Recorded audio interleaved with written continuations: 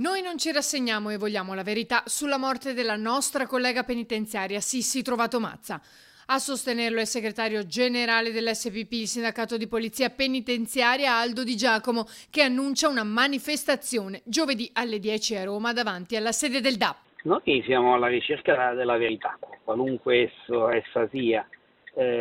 L'amministrazione penitenziaria è sempre stata lontana da questa situazione. Questa ragazza era una servitrice dello Stato, non penso che meriti tutta questa disattenzione. Noi per il 29 mattina abbiamo organizzato con la famiglia questa manifestazione davanti al DAP, perché a un anno dall'incontro avuto con il Ministro della Giustizia Bonafede non abbiamo avuto più nessuna notizia e nessun contatto da parte dell'amministrazione penitenziaria c'è stato con la famiglia, non dico con me del sindacato, ma quantomeno con la famiglia.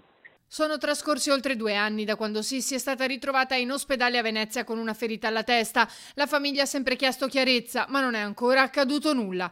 Il PM aveva archiviato l'inchiesta sul tentato omicidio, rigettata dal GIP dopo l'opposizione della famiglia. Troppi i punti interrogativi su cui si vuole fare chiarezza.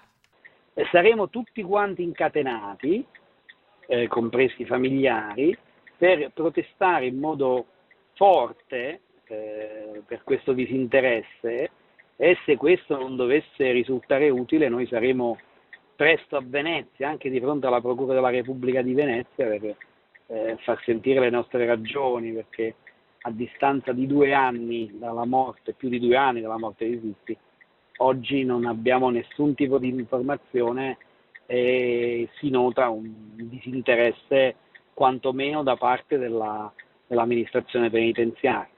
Io penso che la famiglia abbia diritto di sapere, qualunque sia la verità, ha diritto di saperlo. Noi saremo vicini alla famiglia fin quando questo non si verificherà.